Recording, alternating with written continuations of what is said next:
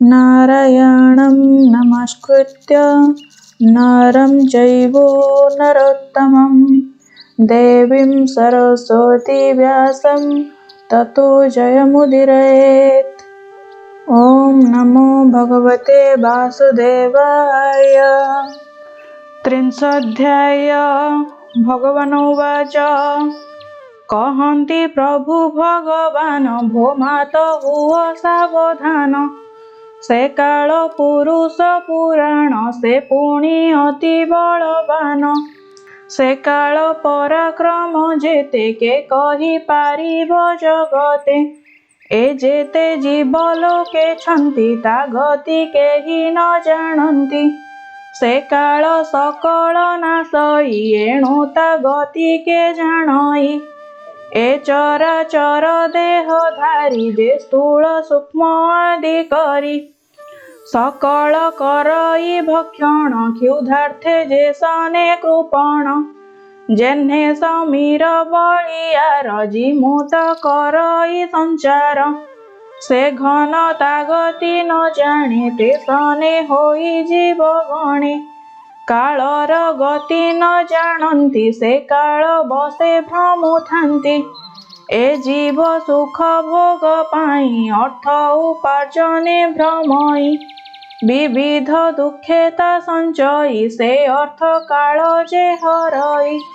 त्रिलोक सोचे जाहा पाई से अर्थ काल विनाशई। से काल अति बलियार के जानी पारे गति तार। सूक्ष्म स्वरूपे विहरई मन वचने भेद नोहि। कृषक जन प्राय होई संसार पाळी विनाशई। से काल मुखे जीव रही नाना विवादे हिंसा बही। करन्ति नाना छंद माया हृदय न बसे जीवे दया।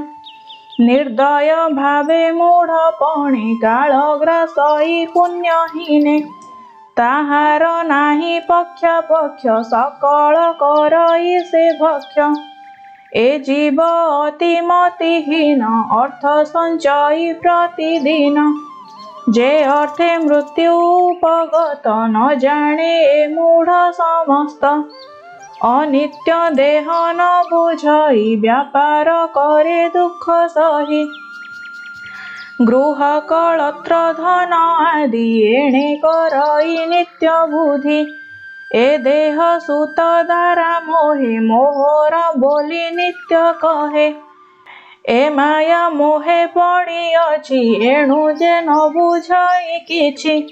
संसार मध्ये जीव माने निरन्ते भ्रमन्ति अज्ञाने। जावत जोनिरे भ्रमन्ति सर्वत्र फुटेण मरन्ति। ए घोर दुख सुख मने वैराग्य न जन्मे अज्ञाने। जेबे नरके कीट होई अत्यंत सुखता मणई। करई नरक आहार तथापि दुख नोहे तार। से देह त्याग न इच्छई अज्ञान मोहे स्नेह बही।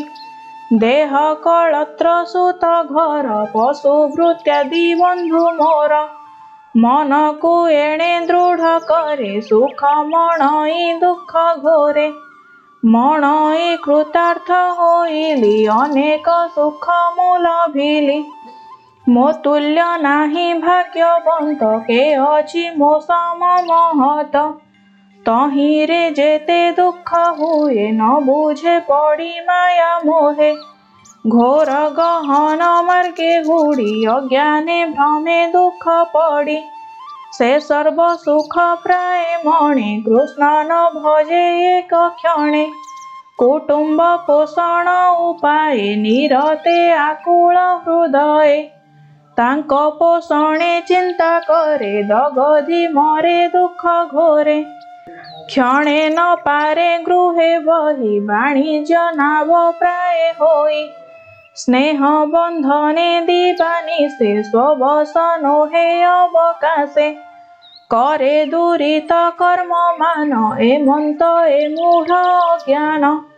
असती दुष्टा नारी घरे विविध छंद माया करे। तार बसरे नित्य थाई सेवक जन प्राय होई। ता वाक्य शुणी तो समने लंघी न पारे रात्र दिने। नयन थाऊ न देखई अंध जळका प्राय होई।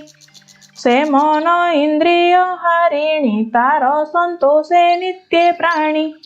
से नारी संगे विहरई नीति दिवसे मन देई। ताहांक सुख भोग प्रीति ओटारी नरके पकांती। नरक बोली जाकु कही स्त्री संभोग सुख सेहि। एहा न जानी मूढ़ प्राणी दुख को सुख परिमाणी। बालक कोमल वचन ता शुणी अति तो समन।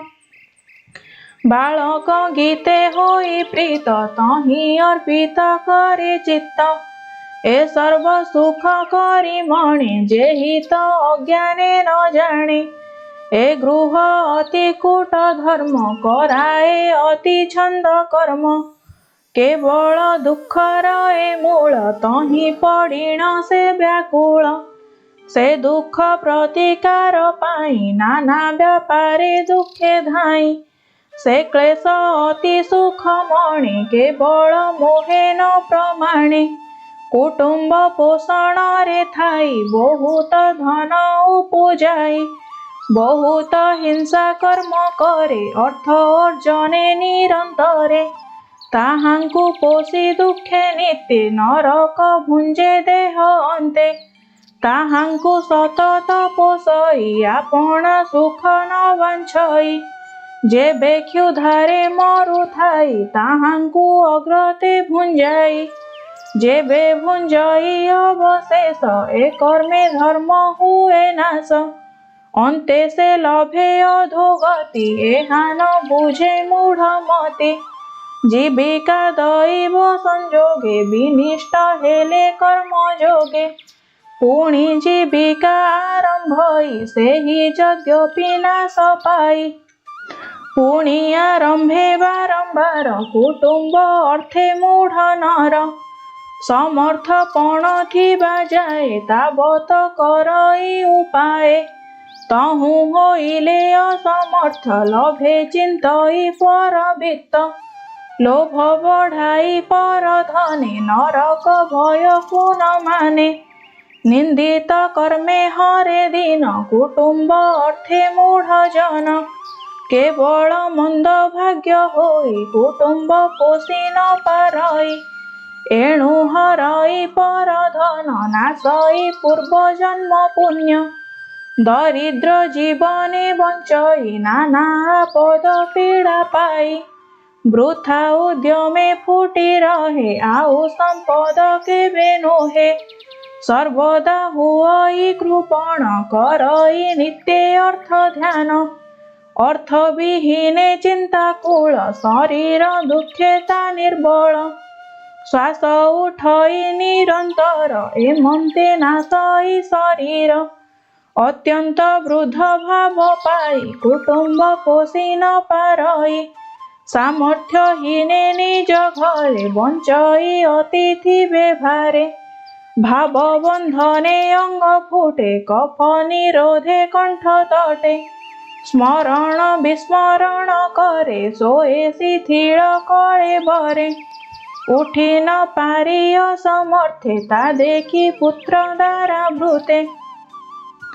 करन्ति अति अपमान बोलन्ति निंदित वचन।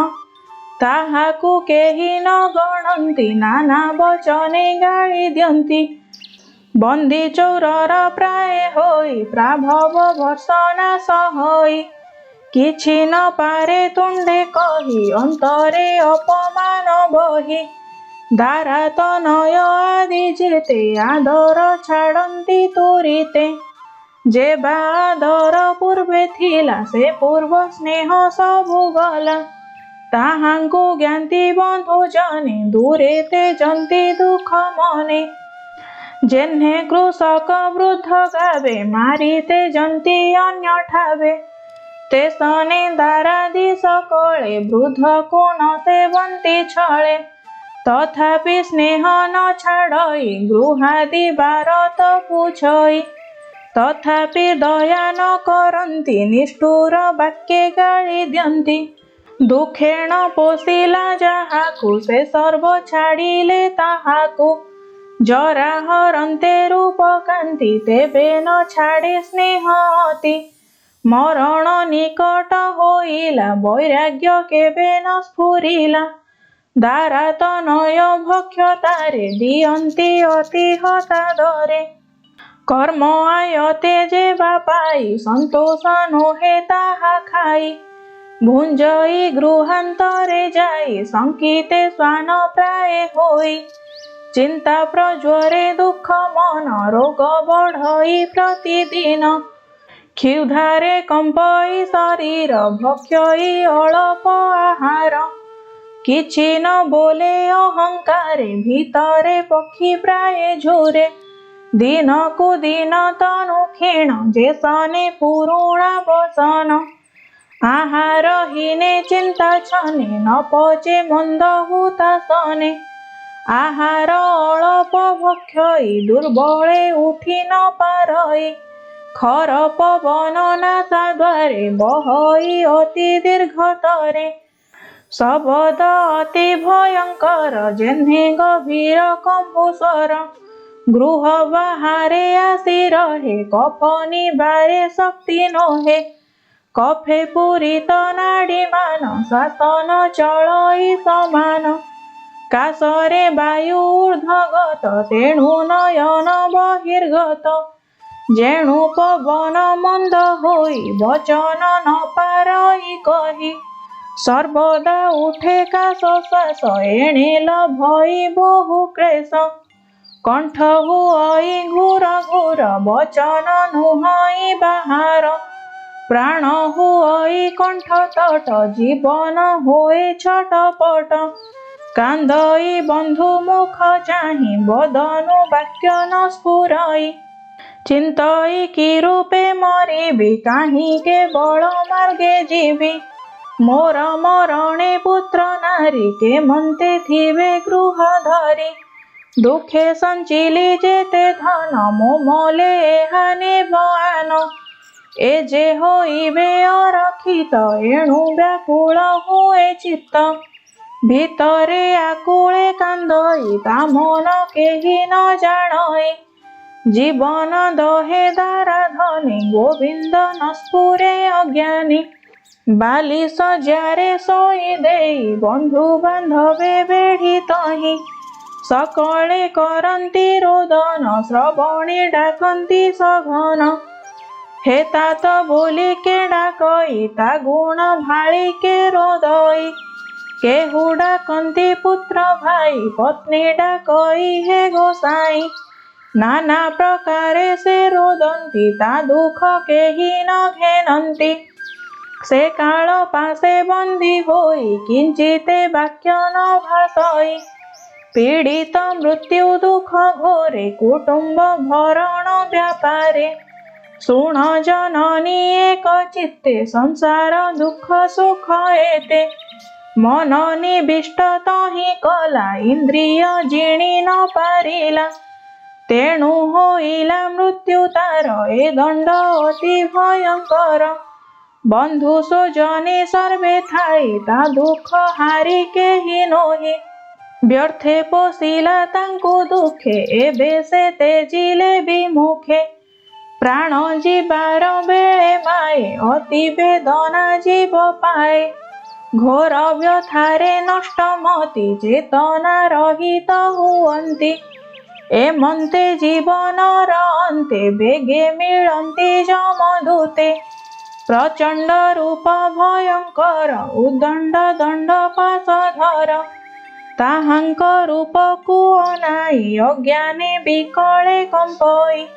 पापिंकी घेनी जीवा पाई सक्रोध नयने अनाई।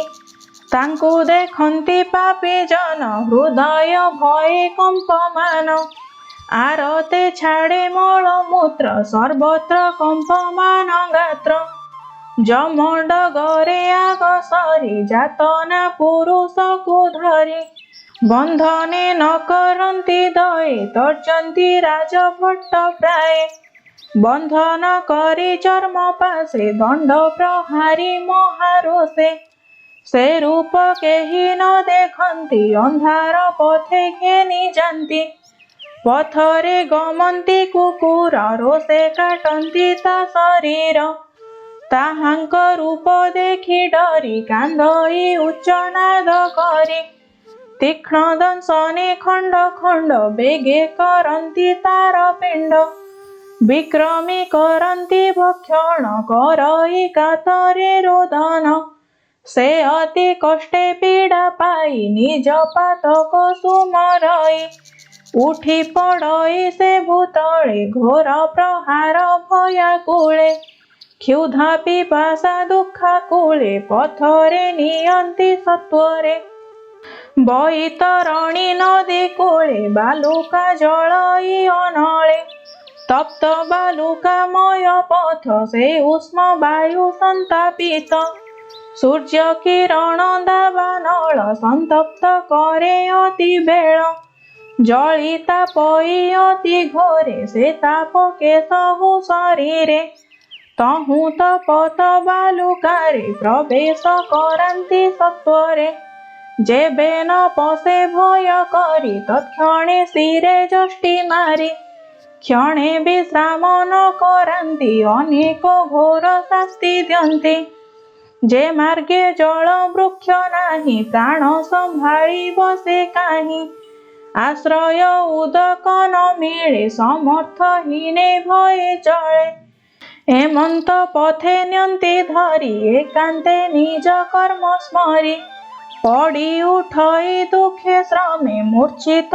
होए ज्ञान भ्रमे मारन्ते सत्वरे उठई अज्ञाने पुणी से पड़ई से दूते दया न करन्ति दुस्सह मार्गे घेनी जान्ति गहन घोर अंधकारे नियन्ति पापी कुजत्नरे पथ दृश्ये हुड़ी पड़े मुंडे प्रहारन्ति निबिड़े एमंत दुखे पापी जन प्रवेश जमर भुवन नवनवति परिमित सहस्र योजन से पथ बेनिबा तीनि मुहूर्तरे प्रवेश करन्ति सेठारे जम निकटे ताकु नेई बोलन्ति शिरे कर देई भो धर्मराज तो वचने आनिलु तोर सन्निधाने से जम करणे हकारी ता पाप सुकृत विचारी सुकृति रहे स्वर्ग लोके नारकी पड़ई नरके कहन्ति प्रभु नारायण पापी जातना माता शुण से प्राणी नरके पड़न्ति दुर्गम ताहांक दुर्गति तहि दंडन्ति अनुक्षण मस्तक सर्वांग चरण तदन्ते दहन्ति अनले रोदई निर्घात चहले अत्यंत पीड़ारे व्याकुल क्षुधारे होए ज्ञान भोल आपण हस्ते देह मांस काटिण करुथाई ग्रास अथवा काटि दियन्ति पर ताहा भक्षई पापी नर गृध्र कुकुर जमपुरे पापिंकी बेढिण सत्वरे ओटारी न्यन्ति नाड़ी गण तथापि न छाड़ई प्राण मिलन्ति महा महा सर्पे दंशन्ति तार देहे कोपे मत्स्यक छपता शरीर बेढ़ी भक्षन्ति निरंतर खुर प्रहारे तार पिंड काटी करन्ति खंड खंड उत्ताने पकाई धरणी गजे मारन्ति दंत आणी दशने शरीर चिरन्ति पर्वत शिखरु पकान्ति तदन्ते खात खोली रुन्धि धूम पुरान्ति निरवधि बुड़ाई रखन्ति जलरे पथर लदिता उपरे आकुले रोदई बिकले मुखे पिटन्ति कोपानले एमन्ते कर्मर आयते नाना जातना दंड जेते चतुर अशीति नर के नेई भुंजाती एके एके एमंते संसार भ्रमणे व्याकुल कुटुंब पोषणे अंते जमर पुरे जानते केही न जानती तार साथे बंधु बांधव परिजने दहन करी समसाने विमुखे निज पुरे जानती ता संगे केही न रहंती अर्जिला पाप पुण्य बेनी पथे गमंती ताकू घेनी ए दुई बळे परलोके भोग करई एके एके अधर्मे धनार्जन करी कुटुंब प्रपोषण करी धर्म न संचे रेणु मात्रे नित्ये मजई दारा सुते ताहार नाही इह पर अन्ते नरक मात्र सार एमंत कर्मर आयते चलंती स्वर्ग नरक पथे ता मिश्र आदि जे जातना केते ता करिबी वर्णना पातकी सकल भुंजई स्वकर्म पासे बद्ध होई जेते अछंती नर नारी सर्वे जातना अधिकारी उभय संगे नरक भुंजई सदा पापी लोक भोमात देख सुविचारे नरक स्वर्ग एही ठारे नरक राजदंड आदि एहा बोलंती शास्त्रवादी जे उपभोग स्वर्ग सुख एठारे देखता प्रत्यक्ष एबेनी बुझ परिमाणी विवेक मुखे शास्त्र शुणी ए रूपे कुटुंब जे पोषे निज उदर परितोषे एबेनी संगते न जाई छाड़ीण एकासे चलई भुंजई आपे कर्म फल जाठारु नाही बलियार तेजीण निज कळे बर एकासे गमे जमपुर अधर्मे प्राणी हिंसा करी जे देह पोषे स्नेह भरी से देह तेजीण से जाई पाप को पृष्ठरे बसाई एकासे नरक भुंजई द्वितीय संगते न जाई कुटुंब पोषणर फल ताहार जेतेक समल से फल ईश्वर दियंती पापी ही एकांते भुंजंती धन हराई जेन्हे नर मनरे हुई आतुर ते सन पाप करे प्राणी व्याकुले भुंजे पुण पुणी से दुख न भुंजई पर ते सने नरक आहार केवल अधर्म आचरी कुटुंब पोषण जे करी गमई अंधता मिश्र को उद्धार नाही काही ताकू अंधता मिश्र जार नाम ताहाही नरम चरम से तही गमन करई बहुत काल तही थाई तार नरक भोग अंते आपना कर्मर आयते जेतेक जातना अछई क्रमेण सकल भुंजई से पाप पुण्य अवशेष कर्मे से उदरे प्रवेश स्वान सुकर आदि जोनि पापील भई कर्म घेनी भुंजंती प्राणी देह घेनी कहिबा शुण गो जननी क्रमे ता पाप क्षीण होई पुणी से नर जन्म पाई एमंते मातार समीपे गोविंद कपिल स्वरूपे जेते कहिले ज्ञान बाणी सुजन जने एहा शुणी तरीब भव बंध पास कहई जगन्नाथ दास इति श्रीमद्भागवते महापुराणे पारमहंस्यां संहितायां तृतीय स्कन्धे कापिलेय उपाख्याने कर्म विपाको नाम 30 अध्याय।